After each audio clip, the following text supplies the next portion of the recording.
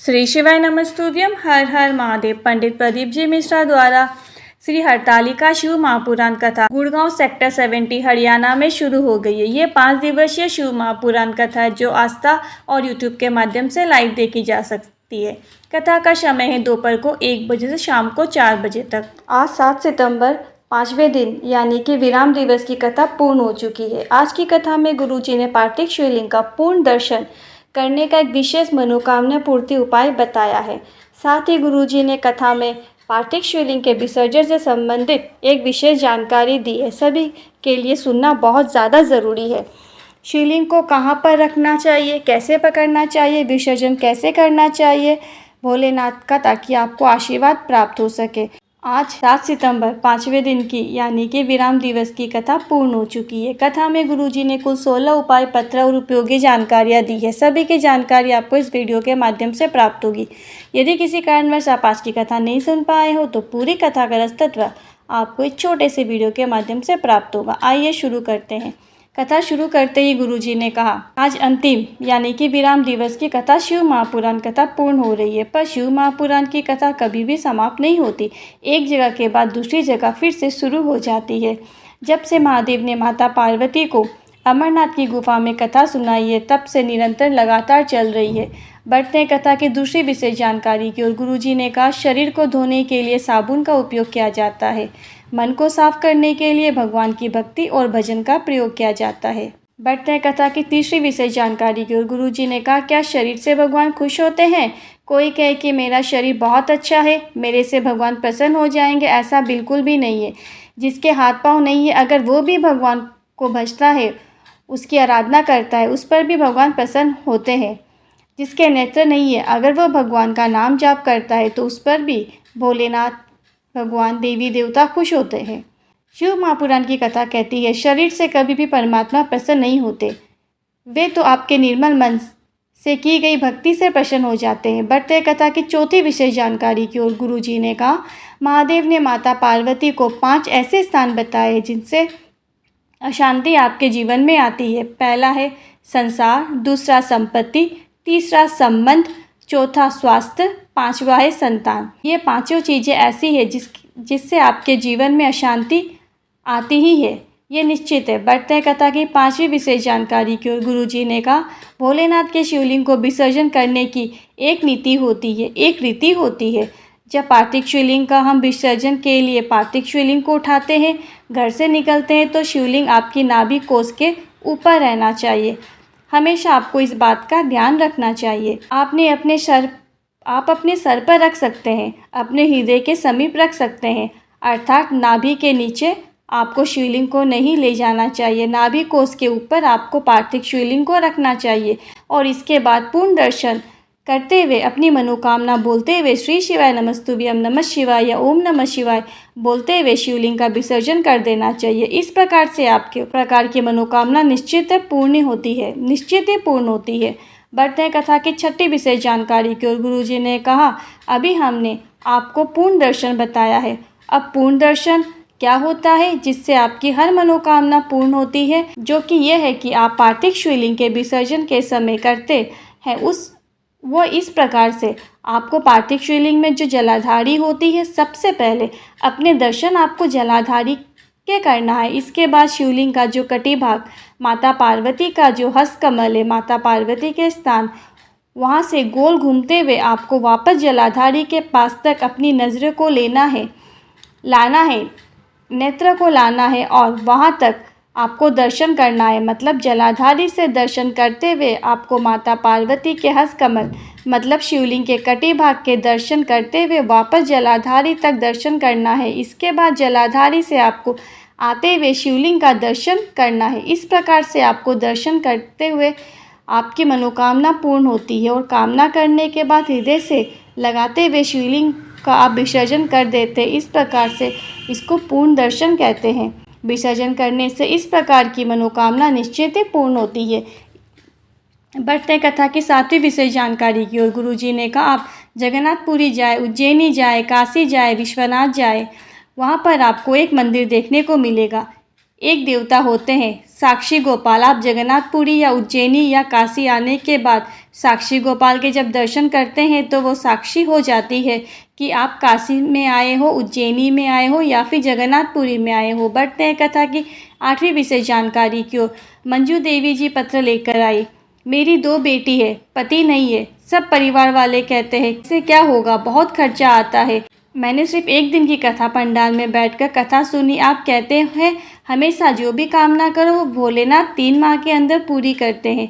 मैंने अपने बच्चों के लिए बाबा से कामना कर ली और आप ये भी कहते हैं कि अपनी संतान को अपनी ना समझते हुए भोलेनाथ की संतान समझे। मैंने भी जब से बच्चियाँ हुई है तब से भोलेनाथ की ही संतान समझा। दोनों बेटियों की कामना करी कि अच्छा विवाह हो जाए, अच्छे घर की प्राप्ति हो, अच्छे रिश्ते की प्राप्ति हो और 15 दिन ही हुए थे, दोनों का विवाह पक्का हो गया, दोनों की शादियां हो गई है।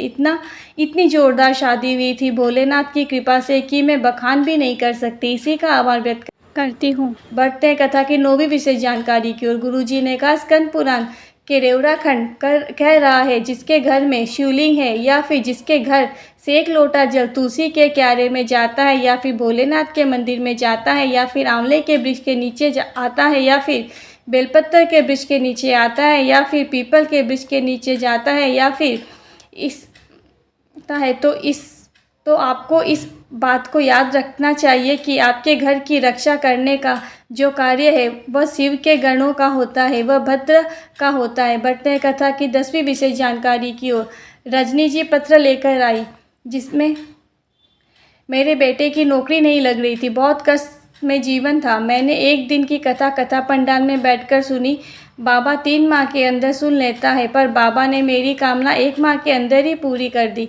मेरे बेटे की नौकरी केंद्रीय मंत्रालय में लग गई है, इसी का आभार व्यक्त कर रही हूँ। बढ़ते हैं कथा की 11वीं विशेष जानकारी की ओर। गुरुजी ने कहा भोलेनाथ ने माता लक्ष्मी से कहा जब कोई शिव भक्त अपने घर से 1 लोटा जल लेकर मेरे मंदिर में आकर शिवलिंग पर जल चढ़ाकर जाए तो उसका लोटा कभी भी खाली नहीं जाना चाहिए। आपको स्वयं उसके लोटे में बैठकर उसके घर जाना है और घर को धन्य धान्य से परिपूर्ण कर देना है। बढ़ते कथा की 12वीं विशेष जानकारी की ओर। गुरुजी ने कहा एक नियम होता है, गणेश जी या फिर देवी जी या फिर पार्थिव शिवलिंग का विसर्जन करने का। जब हम जाते हैं तो विसर्जन करने के बाद उस नदी का, उस कुंड का, उस सरोवर का थोड़ा सा जल प्राप्त करके लाते हैं और उसका छींटा अपने घर में करते हैं। इसीलिए हम आपको कहते हैं भोलेनाथ के मंदिर में आपको जल चढ़ाने के बाद खाली लोटा लेकर कभी भी वापस नहीं आना चाहिए।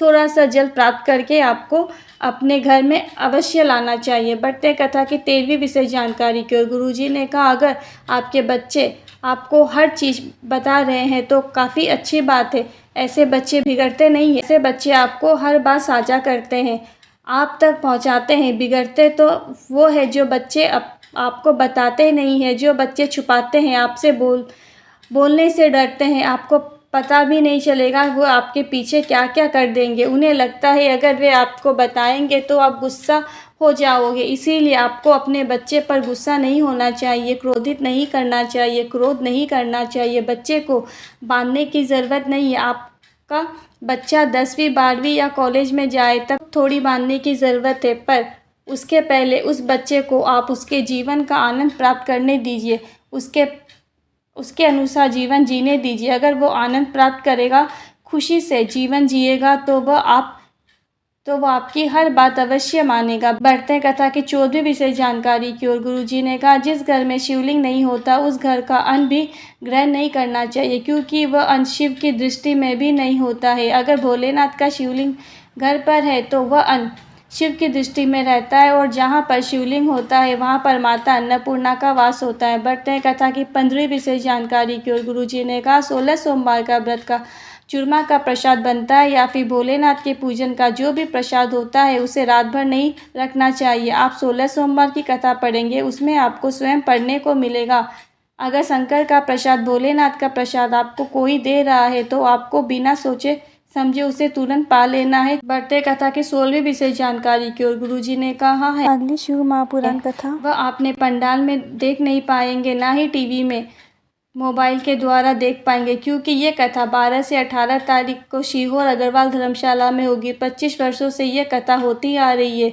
यहाँ पर छोटी सी धर्मशाला, इसीलिए अगर आप चाहे तो वहाँ पर अगर व्यवस्था बन जाए तो वहाँ पर जाकर कथा सुन सकते हैं। पर अगली शिव महापुराण कथा जो इसके बाद होगी 20 से लेकर 24 सितंबर तक श्राद्ध पक्ष में होगी। ये कथा पंडाल में होगी। ये 5 दिवसीय शिव महापुराण कथा होगी जो यूट्यूब और आस्था चैनल के माध्यम से देखी जा सकती है। कथा छत्तीसगढ़ में होगी। इसके बाद श्राद्ध पक्ष की दूसरी शिव महापुराण कथा 26 तारीख से लेकर 2 अक्टूबर तक नंदगांव नासिक में होगी। ये 7 दिवसीय शिव महापुराण कथा है जो 1 बजे से शाम को 4 बजे तक देखी जा सकती है। मेरे द्वारा दी गई जानकारी आपको जरा भी हेल्पफुल लगी हो, जरा भी उपयोगी लगी हो तो कमेंट में हर हर महादेव ज़रूर लिखें।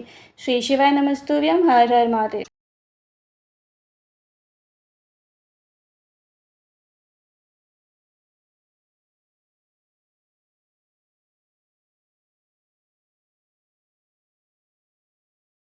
12 सितंबर से लेकर 18 सितंबर तक सीहोर अग्रवाल धर्मशाला में होगी। ये कथा ऑफलाइन ही होगी। इसके बाद कथा 20 सितंबर से लेकर 24 सितंबर 5 दिवसीय शिव महापुराण कथा काटा धमतरी छत्तीसगढ़ में रहेगी। और इसके बाद गुरुजी की अगली शिव महापुराण कथा 26 सितंबर से लेकर 2 अक्टूबर तक नंदगांव नासिक में रहेगी। ये 7 दिवसीय शिव महापुराण कथा होगी जो आप यूट्यूब और आस्था के माध्यम से देख सकते हैं। कथा का समय रहेगा दोपहर को 1 बजे से शाम को 4 बजे तक। यदि उपाय से जुड़े आपके मन में कोई क्वेश्चन है, कोई क्वेरी है तो आप कमेंट बॉक्स के ज़रिए पूछ सकते हैं। वीडियो ज़रा भी हेल्पफुल लगा हो, ज़रा भी इम्पोर्टेंट लगा हो तो कमेंट में हर हर महादेव ज़रूर लिखें। श्री शिवाय नमस्तुभ्यम। हर हर महादेव।